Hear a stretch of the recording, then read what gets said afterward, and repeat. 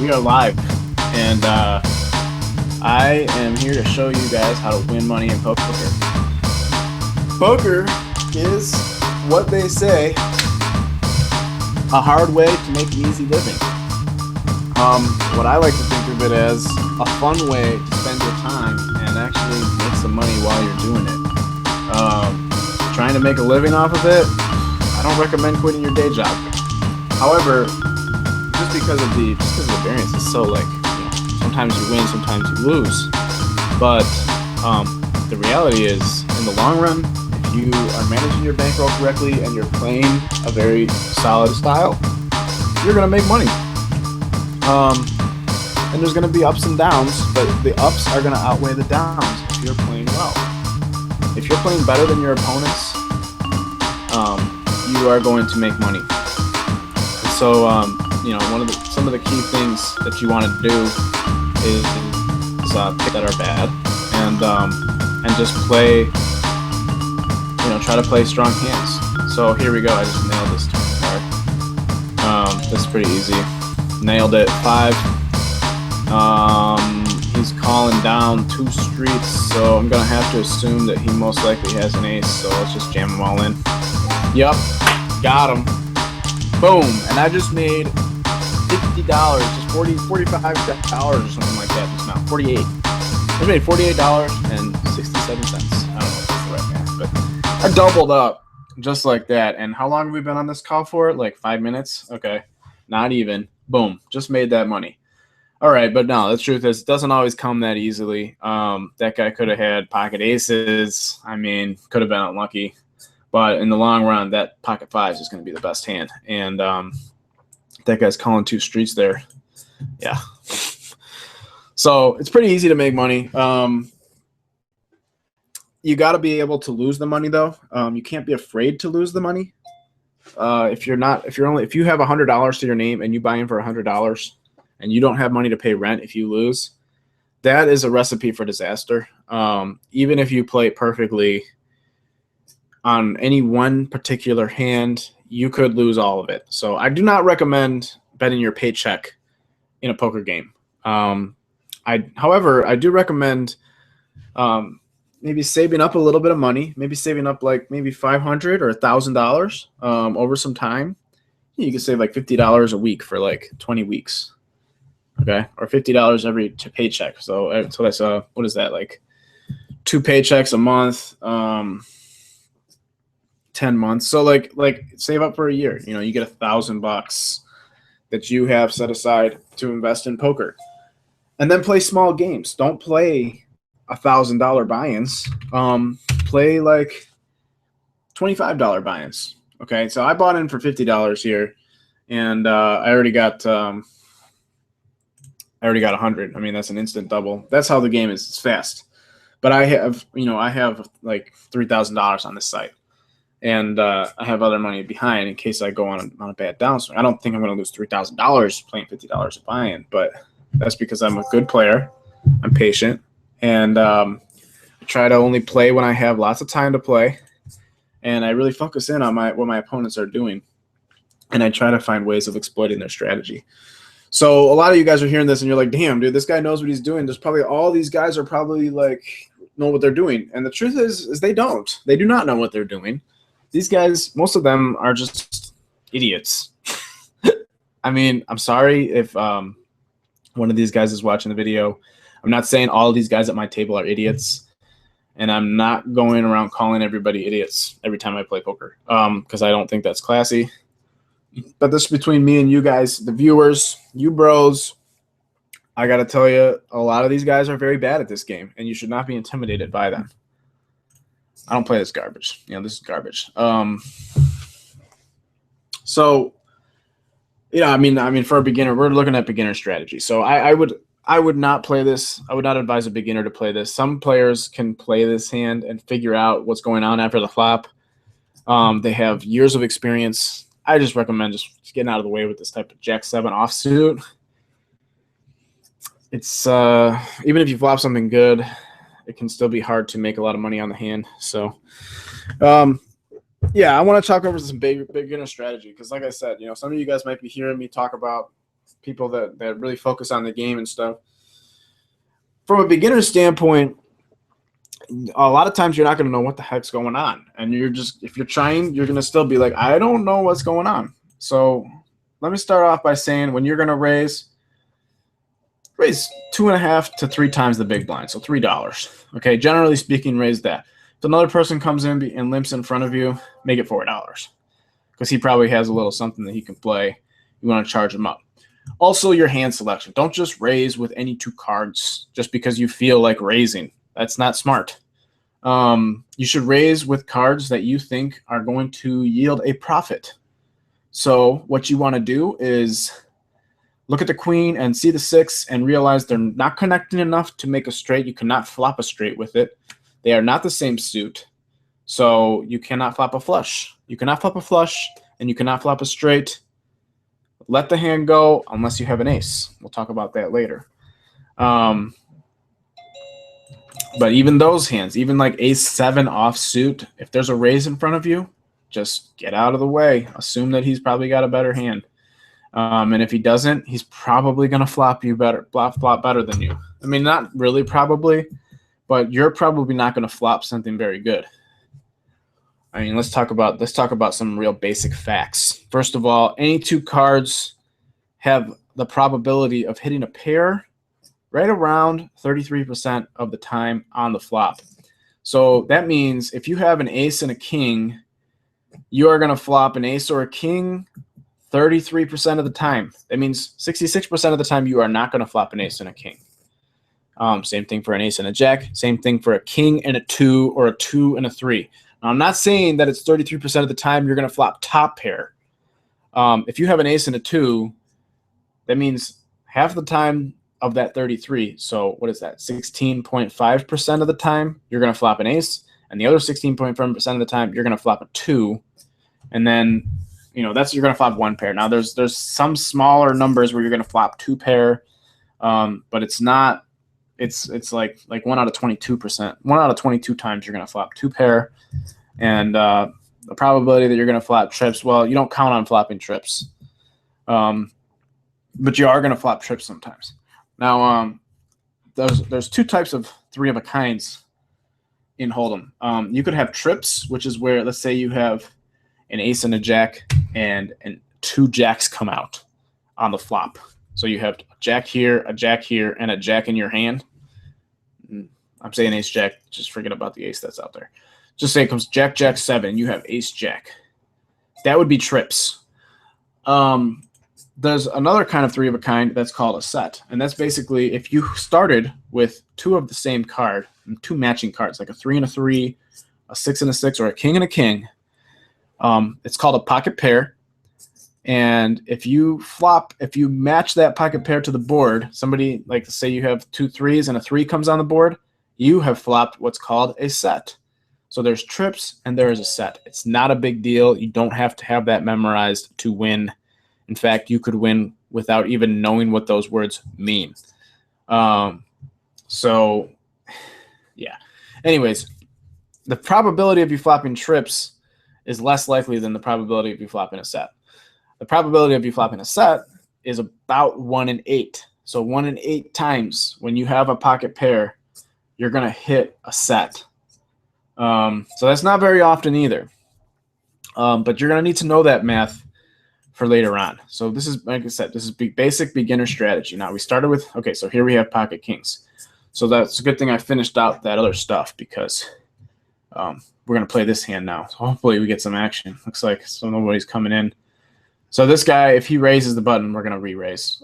You always want to re-raise with stuff like 10s plus. He makes it $4. I'm going to make it about 2.5 times that. So actually, I'm going to make it 3 times that. I'm going to make it 12. It's going to be $8 more for him to call. He's going to play position. He's most likely going to call. I got $86 behind. The ace comes. Sometimes they call these the ace magnets. So we still got a bet, though. I'm going to bet a little bit less than half the pot. Oh, wow. That's a sweet turn card. Now, we got to watch out because he either called us with an ace or he called us with 2 diamonds. So I'm not going to fold to either one, so I'm going to keep betting. And I'm just going to barrel all the way. I mean, I say we got to be careful. Wow. He jams. So he might actually have the flush. But even if he does, we still could hit a 2, a 6, an ace, or a king that's 10 outs. And if he does just have an ace with a diamond, we got him crushed. So, yeah, he's got 2 pair. He needs to hit an ace. We got him. Boom. And that's how easy it is to make money in this game. No, I mean, I got really lucky to hit the turn king. I was really lucky. But the truth is I was actually unlucky that he hit an ace, that the ace came on the board, and that he had an ace in his hand. He had an ace in a 2. And he's not going to hit an ace very often there. And actually, since I'm 3-betting also with ace king and ace queen, sometimes I'm going to have a better ace. And he's very unlikely to hit 2 pair there. I mean, he had ace deuce, so. But guess what? If that king didn't come, I was getting ready to shut down.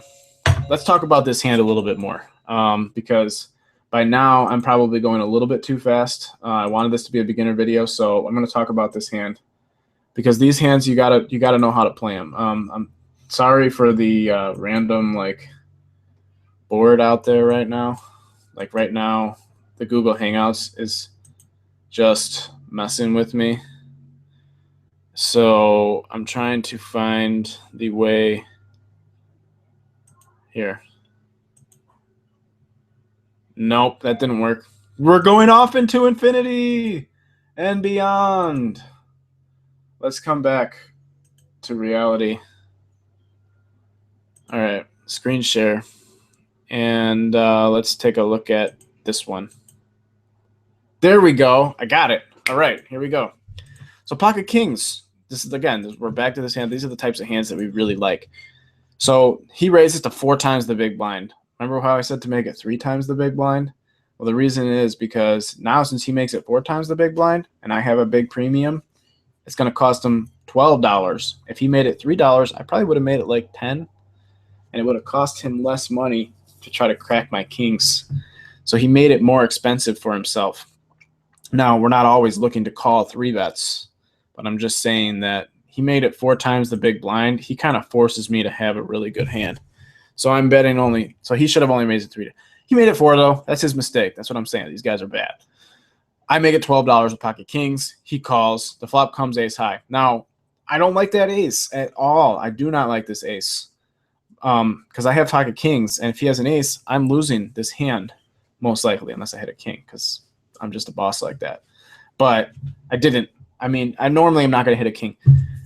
I bet $10 into 25 because I only need – you see, I don't really want him to call, but if he's going to call, I want him to have a potentially worse hand that he could call with.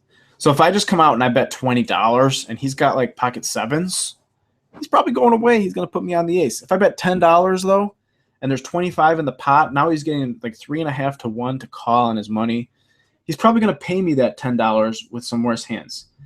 Now, some of those worse hands are flush draws, but we'll get to that later. Sometimes he's just going to have like a queen and a jack, and if he's really, really bad, he might still call the $10, and then he's drawn dead. But most likely, hopefully he's not calling the $10 to like bluff us on the turn. But I think it's very unlikely that he would do that. If he did, then he would own me. I would let him own me that way. Because the truth is, I would bet $10 with an ace as well. I would bet $10 with a flush draw. I would bet $10 with almost my entire range of hands. I would always bet $10 there. So when he calls, I'm probably just going to check the turn and fold. Of course, the king comes. So that changes things. That's a very rare situation, though, because there's only 2 kings left in the deck, and I only got 1 card out of like 46. So 1 out of 46, 2 out of 46. So yeah, there's that. I just bet I think he's going to give up on the hand most of the time, and if he doesn't, like, he'll probably check back with like those pocket sevens and pocket eights if I check the turn.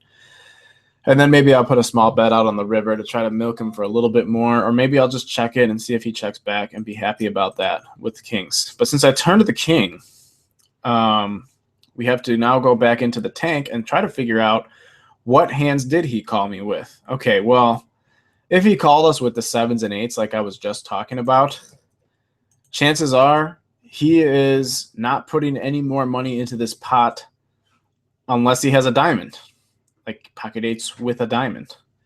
And we don't really want to let him get to see that diamond for free now, right? So we got to bet. If he has Queen Jack, he might have a diamond with it. We got to bet. We got to charge him for those hands. If he has an ace, we got to charge him, because now if he has an ace, he's going to pay us.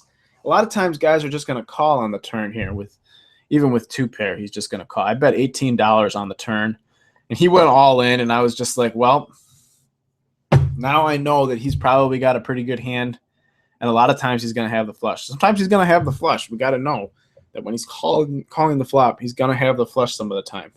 But the other part of the time, he's going to have the ace. He might even have the smaller set. And when we turn the set of kings, we just have to gamble there. You know, we have to hope that he doesn't have the flush. But if he does have the flush, we have, let's see, we have, let me just sit out of that table right there. If he does hit the flush, if he does have it, we got 1 king left, 3 deuces left, 3 6s left, and probably 2 or 3 aces left. That's 9 or 10 outs we're going to have. Like if he has like the ace 10 of diamonds, that's one less out we have. We still got but we're just going to figure we got like 8.5 outs to go to hit out of, let's see, there's 1, 2, 3. He's got 2 diamonds. I got 2 kings. 1, 2, 3, 4. And 4, that's 8. 52 minus 8 is 44. So 43 cards. I got 9 of them. I got a 20% chance. I got about a 20% chance to win, just under about 18% chance to hit a boat on him. But the other times, like I got him smoked. Like if he's got like ace queen with a diamond here, and he jams, like that's a hand that some of the guys would jam. I got him crushed. If he's got pocket 6s or pocket 2s, I got him super crushed.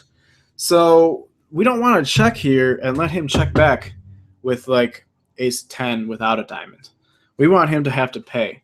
So I'm going to bet the turn here, and I'm going to jam this river and just hope to God he doesn't have that flush. But I'm not just hoping to God. I'm hoping to chance. I'm really just hoping to the cards that I'm assuming, I'm betting that the cards are not going to beat me here. And in the long run, against what the types of hands that he's going to have, they are not going to beat me here. Okay, so we started now, and we are getting back to, now we have 200 big blinds. And being that we're beginners, now I personally love playing 200 big blind poker. I really do. But I don't want to keep doing that, because that's going to be advanced stuff. You don't want to be playing 200 big blind poker as a beginner. If you're kind of like experienced, then you can play 200 big blinds, and we can get into that. And in the links of the video, you'll see there's like a poker academy. There's different levels of strategy sessions that we can talk about there. But since I'm talking about just beginners, people that really haven't played at all, I recommend if you get to 200 times the big blind that you sit out and you go find another table. So I'm closing this window. I might lose the screen share, but I'm just going to find another table. Here we go. I found one right away. Sit down. I'm going to start with, I'm going to start with 40. Okay. So now I'm going to get the screen share back, because Google Hangouts, you know, it's pretty cool how I can just exactly zoom in on the video here. So we're going to wait for the big blind, and I'm going to just talk about a few things. So again, yeah, we don't want to play 200 big blind poker, and like I said, the reason for that, I don't even think I said the reason for it. So I don't know why I'm saying like I said. The reason for that is that if you play 200 big blind poker, you are going to be having to most likely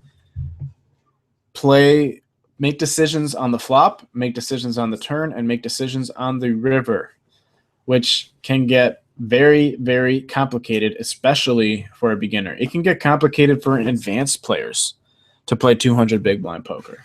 It gets complicated for like Phil Ivey, who's like the best poker player in the world.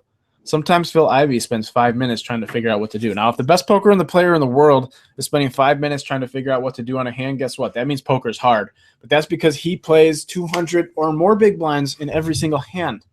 So yes, he's going to have difficult decisions. You don't want this. You want to have very easy and simple decisions. So right now you see we have $40. If somebody makes it $4 pre-flop, we call and another person calls, there's $12 on the flop. Somebody bets $8 and we have top pair. We can go all in and we don't have to make any more decisions after that. And that is the beautiful thing about short stack poker. So we're just going to fold because we got garbage. We're going to play tight and we're going to play aggressive. It's called tight aggressive poker. Aggressive poker is a winning style. That's the winners. Most of the winners in poker are very aggressive players. Now, for beginners, you want to be aggressive, but you don't want to just be aggressive and play any cards. You want to play good hands and be aggressive. You saw how I was aggressive with the kings. I bet every street. Pre-flop, I bet the flop even when there was an ace out there, and I bet the turn when I hit a set. I did not slow down. I did not let that. I did not play passive. You want to be, if you want to win, you want to play tight, aggressive poker. And only good players are going to be able to defeat you. And on this site, there are not very many good players. And even they won't be able to defeat you like really hard. They might have a small edge on you if you're playing this tight, aggressive style of poker that I'm saying. So anyway, here we go. What types of hands we're looking to raise pre-flop? Suited connectors, and that's like stuff like 7-8 of the same suit, even 7-9 of the same suit. 10-8, 10-9, blah, blah, blah. Broadways are very good hands. Suited broadways, of course. Anything that's unsuited is just going to be better if it's suited. 10-3 offsuit, garbage. Throw it in the trash. No good.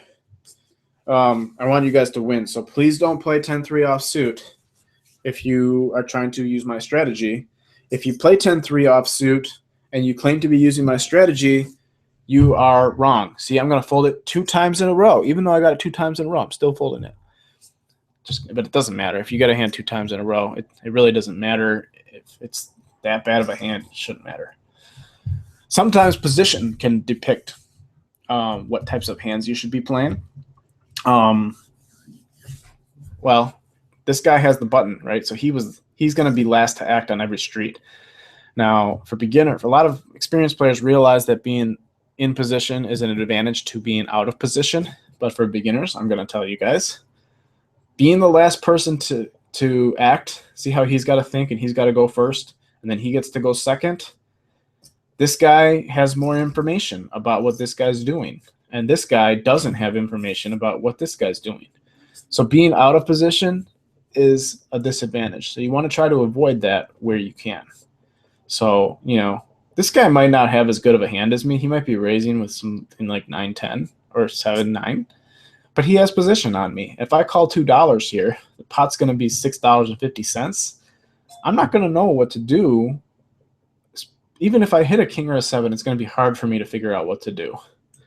And if I don't, I'm just going to be giving him that $2. Now remember, we only hit a flop 1 out of 3 times. And if that 7, it comes with a 9 and an ace, which is going to come a lot of the time, I'm still not going to know what to do with it. So that 1 and 3, you got to remember that it's not always top pair when you flop a pair with that 1 and 3 odds. Okay, so we're letting it go.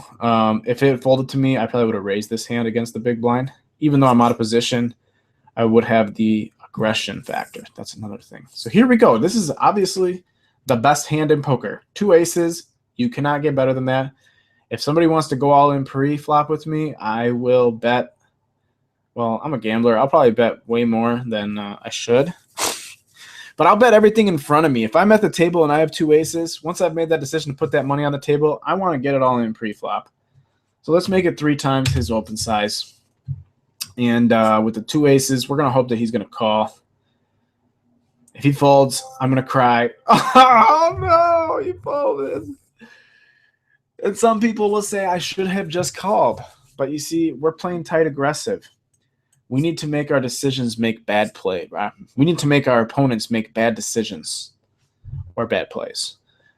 Well, we don't want to make our decisions make bad plays because our decisions are just our decisions. All right. So anyways, that was a misnomer. But yeah. So we're just going to play tight. I mean, it's sad. It's sad that he did not call us.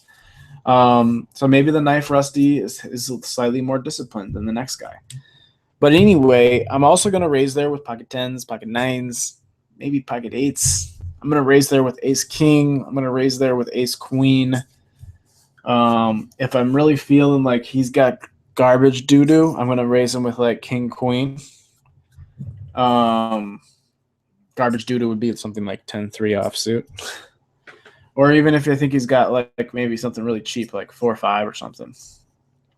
All right, so here now we're out of position, but it's $1.50. But our hand is much better than King 7, even though it's much worse than King 7. King 7 would crush us. We don't know that he has that. We have suited connectors. So we're going to flop a pair or a good draw a decent amount of the time. We're really hoping to flop the good draw. We flopped the pair, so we're going to check. We're going to assume that he's probably going to c-bet, and we're going to have to defend against that c-bet. Since we have a pair, we can hit a 6 or a 7 on the turn, or a 7 could be the best hand. He checked, so we can be – generally that means he's weak. So I'm going to put a bet out in case he has like ace-king or something. I'm betting $3 now. I'm kind of hoping he folds, but if he calls, yeah, he folds. So there. So I had the best hand. When he checked the flop, I knew that I was good. That doesn't mean that if he bets the flop, I'm no good. He could bet the flop weak, and I was, like I said, I was calling in case he did that. But all right, now we got 6-8 suited. It's kind of the same thing as 6-7 suited. Again, we're out of position, but now look at, he's only made it a min raise. We might be out of position to 2 players, but this hand actually flops so well. So we flopped a flush draw. Okay, so the pot's $5. A lot of times I'd want to be checking and getting this all in. But he didn't bet, so we're going to just bet like – we're going to bet really big, like $3. It's a little bit more than half the pot.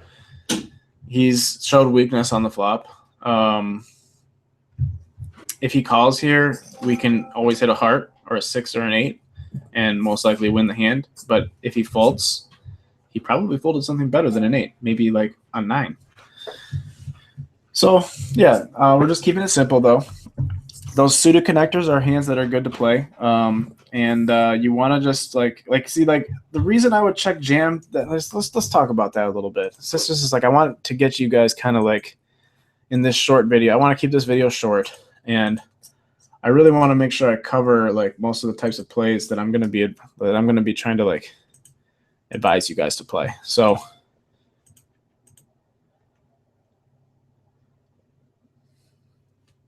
I should actually talk about the hand that I'm playing right now.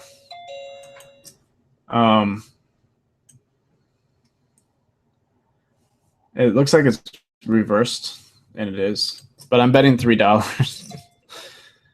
And that's probably just blowing your minds. So let's just actually just talk about not the hand that I'm playing right now. Let's talk about the hand I was going to talk about playing, the 6-8.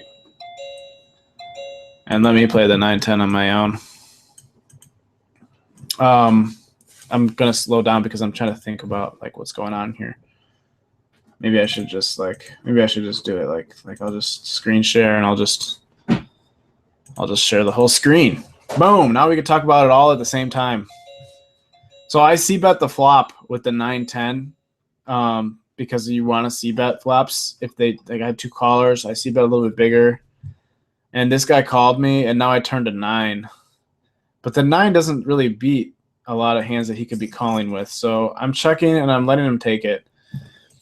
I know that seems a little weird because, like, I just called with second pair a few hands ago. But you see, the difference between this, let's see, what was it? This hand, I didn't actually call with it. I was saying I was going to call with it, and I was going to call with it. You see, in general, I don't know if you guys can read this. I hope. All right, you know what? I'm going to focus on that because I want you guys to be able to read. This is important stuff. This is actually kind of like really going to explain to you when you get confused what people are doing and why they're doing it. Like I had second pair here, and I was telling you that I was going to call his bet on the flop. The reason is because generally speaking, you don't need to have as good of a hand to make a bet, to be the one being the aggressor. Your hand to make that a good play, you don't have to have as good of a hand as you do to call. So if I had 8-9 here, it would be better for me to just bet it out than it would be to check and call one of his bets. Now, I'm not saying that would be the right play, but I'm saying that calling his bet with 8-9 on a queen 7 deuce flop, that would be worse than me just betting it. So what I'm saying is he can bet with stuff like that, 8-9, 9-10, king jack, or even ace-10, thinking that ace is good. He can bet those hands, but if I bet with the 8-9, he can't call with 8-9 as well, or 9-10. He can't call with those hands. I mean, it would be bad. It'd be bad for business. I would, a lot of people would bet with the 7 here for that reason, because they have a 7. So to make a bet, you don't need as strong of a hand as you do to make a call. Now, what's different about the 9-10 hand, and I'm getting bombarded with hands here. I bet the flop $3, hoping that they were just going to both miss and fold. And he called. So remember, he needs a better hand to call than he does to bet, and he called. So this means that he's likely got a better hand. Now, he could have maybe like ace-6, but on the turn, he bet kind of big. He bet like 2/3 of the pot. So I just gave him credit for a hand. And as I speak, we are in another situation here. So I'm going to jam this all in. This guy raised, he called, I re-raised, and he called that re-raise, and this guy re-raised. And he just smoked me with pocket aces. And I wish this wasn't part of the video. But we're going to talk about this hand. We're going to talk about this hand anyways. So, yeah, I mean, I'm just going to put in another 40. Luckily, I just made 200 on the other table. But, yeah, I mean, I was maybe I could have seen something coming there, but all right. It's not always helping. This hand history is not always helping. Maybe you can see it better if you look here. Well, you can see, okay, so this guy raised to $2, and he smooth called the $2 with the aces. You know what? I like it. It's sneaky. It lets other people into the pot, and this guy only has $33. So I kind of like his play with aces. I think he actually played it really good. I would not be jamming into him with garbage. I need a premium to be re-raising here because that's my style. That's my beginner style. Now, maybe I wouldn't need a premium if I was playing a more advanced style, but I'm not doing that one right now. Maybe I would have something more like King Queen or something. I don't know. Playing cash games here. So with Ace King of Clubs, this is a premium hand. So we have a raise and a call, and I re-raise. And this guy calls the re-raise. So I know that I'm not too afraid of this guy. I think if he had a super premium, he would jam. And actually, even some of his super premiums, I would have the right price to call. He might even jam like Ace Queen. But when he just calls, I think a lot of times he's not going to have a much better hand. At least, I mean, yeah, he definitely could smooth call with aces or something like that. But like I said, I just have the ace and the king, so I'm assuming that it's the best hand because it is a premium hand. I mean, ace king suited is a very, very good hand. There's only 2 hands you don't want to see, and that's pocket aces and pocket kings. If he's got pocket queens, I'm still like, I got like a 40% chance to win, guys. So yeah, then it comes back to him, and he re-raises. I mean, I was a little bit concerned about it. Only playing 40 big blinds in cash game here. I'm not playing a tournament. Even if I was playing a tournament, I probably would have jammed this in here. I mean, here's the thing. So he raises to 2 and he calls 4. So there's $6 in the pot right there. He called the 6 and made it and he made it 7 more. So 6 and 13. There's $19 in the pot plus my 6. So there's $25 in the pot, and I've got $34 behind. If they fold, that's cool. If they call, I mean, there's actually a chance that I'm ahead here. But as it turns out, I'm totally smoked by aces. But even if he has kings, I have a lot of equity. And if he has something like ace queen and he's just doing something stupid, I got him crushed. And if he has a small pair there, I'm flipping with him. So this is a profitable jam, even though I ran into aces. Unless I know that if I've played 100 hands with this guy and I know that he's like always playing aces this way, call, and then re-raise over a 3-bet, and that's never a hand that's not aces, then okay, then I can fold a big hand. But you got to realize then I'd have to be folding pocket kings there too. And I just don't really like that too much. So if I have the ace and the king, I just got to kind of gamble here. I mean, I can even beat aces. It's unlikely, but you know, if he's got there's some other parts of his hand range. He could even be bluffing here and fold, and then I win what's in the middle, which we already talked about, $25. And so I'm jamming $34, hopefully to win 25. And a lot of times I'm going to have pretty decent. I'm going to have enough equity against his hand range with a hand like ace king. Now I'm not going to do this with like ace 10 because I know that ace 10 is even beat if he's got ace queen. And if he has jacks or 10s, he's got me dominated those hands too. So, yeah, I mean, that's why we started with 40 big blinds. I didn't start with 100 big blinds and then jam it all in like that. That would be a different style that I would probably play. So we won 200 and we lost 40. I'm gonna get back to the action. I'm gonna try to play a few more bullets, and I'm just gonna sit in here. And just to save you guys time, I'm gonna post my big blind out of position. This is not something I recommend doing, but I don't want to lose you guys on the video here, so I'm just posting my $1. If you miss the blinds, you got to post $1 here. So I'll check it, and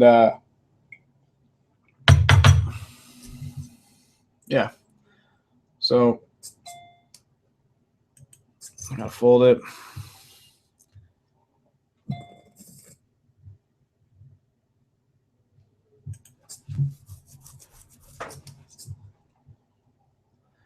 And I mean, you know what? I think I am gonna wrap it up. Actually, you know what? I am gonna wrap it up because I think that gives you guys a pretty basic understanding of what you need to do. And you know, if you come into a game, you know, if you started with $100, then I recommend going on here and playing the. They have like you can take this little thing and you can adjust it. You go to ring games, and you can bring it down to like 10 cent, 25 cent. You know, I would, you know, if you put like $100 on here, and you just want to experiment a little bit, play the 5 cent, 10 cent games. You know, I mean, there's nothing wrong. There's no shame in that. I don't recommend playing fixed limit or pot limit. Always play no limit. But yeah, you can play 5 cent, 10 cent, and there you can buy in for like $10, and you can play the same game. You just don't raise it $3 pre-flop though. You make it 30 cents. You know, you gotta just do it. Always figure your bet sizes in according to big blinds. So you're always making it like 3 times the big blinds, also known as 3x. You can play 10 cent, 25 cent, and there you can buy in for $25. Or if you want just $25, that's if you want to buy in for the maximum. If you want to play my strategy, you'd buy in for the 750, and then you'd be playing 30 big blinds, which I think is even better. You want to play a short stack to learn the game, and then as you get better, you can play a little bit deeper. But yeah, if you put $100 on and you play $7.50 on one table at a time, and you just grind it up, you can do good. So, you know, just you know, you got to get in there and you got to try it out. And they got a lot of stuff on this site. They also got stuff like on Sundays, and I play these all the time. You'll see me playing these. they got this $200 buy-in tournament. It's pretty big. It's usually like $25,000 to first. You know, so if you make a little bit of money in the cash games and you want to, like, you know, jump in and play something real big for some real money, and you don't even have to buy in for $215. They got other ones that are like $10 buy-ins. That'll be like it could be on Sundays. The $10 buy-in will get up to like $2 or $3 grand to first place. But, you know, tournament style is a different style, and it's not, you're not going to be able to. You might be able to use a similar strategy to what I showed you here, but you're going to have to make some adjustments. That's really all poker is. You know, you learn the basics. So that's what I'm encouraging you guys to just learn the basics, and then you work on some other strategies. So yeah, I'll be making some more videos too. Just like I said, you know, just get in the game, play some hands, gamble it up a little bit. Try to gamble with the best hand though. Don't try to gamble with garbage, or try to gamble with, actually more importantly, gamble with the aggression factor. Don't be calling people down. You want to be aggressing. That's the most important thing. I mean, call people down when you think that they're bluffing and you got a good hand. But you want to be aggressing. You want to be the one making them make the guessing game. Strategy for beginners. So yeah, good luck, and I hope you guys win some money. And like I said, there's I'm gonna put a link below, so you guys can click in and start watching some more videos. They got some drag the bar tutorials over there. It's a good training site there. I definitely recommend that training site. But yeah, just click the link and you can download the software and you can get started and you can start winning today. Hopefully you guys, I'll see you guys playing the big stakes soon. I'll talk to you guys later. Bye-bye.